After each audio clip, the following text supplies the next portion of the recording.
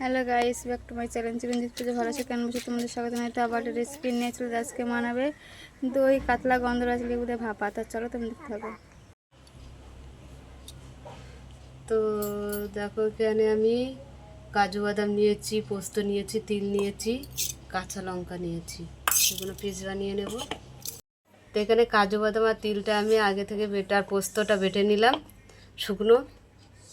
আর এর মধ্যে কাঁচা লঙ্কাটাও দিয়ে দিচ্ছি, দিয়ে একসঙ্গে পেস্ট বানিয়ে নেব।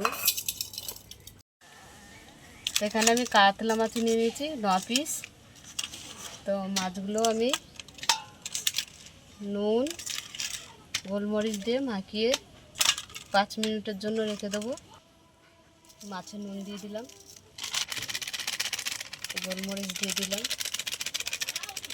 তো ভালো করে মিশিয়ে আমি 5 মিনিটের জন্য রেখে দেবো। তো হয়ে গেছে, আমি 5 মিনিটের জন্য রেখে দিচ্ছি। এখানে গন্ধরাজ লেবু নিয়ে নিয়েছি।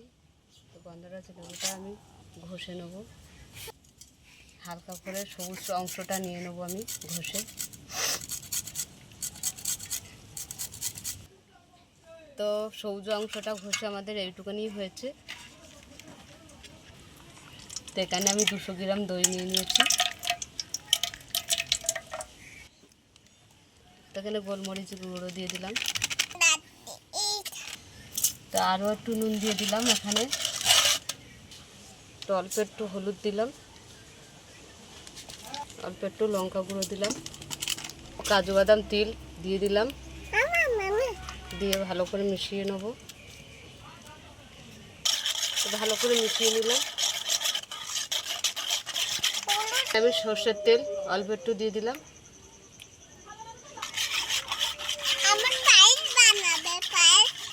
10 মিনিট 5 মিনিট রেখে দিলাম চাপা দিয়ে। তো আমাদের 5 মিনিট হয়ে গেছে। তো গন্ধরাজের লেবুর খোসাটা মিশিয়ে নিলাম, ভালো করে মিশিয়ে নিলাম। তো সামান্য সর্ষের তেল দিয়ে আমি ভালো করে বাটিটার মধ্যে গায়ে মাখিয়ে নিলাম। তো আমি এই বাটারটা দিয়ে দিলাম, একটু জল দিয়ে দিলাম। তো মাছগুলো আমি সব বসিয়ে দিলাম। তো গন্ধরাজ লেবু আমরা সাজিয়ে দিচ্ছি, কাঁচা লঙ্কা দিয়ে দিলাম, সর্ষের তেল দিয়ে দিলাম,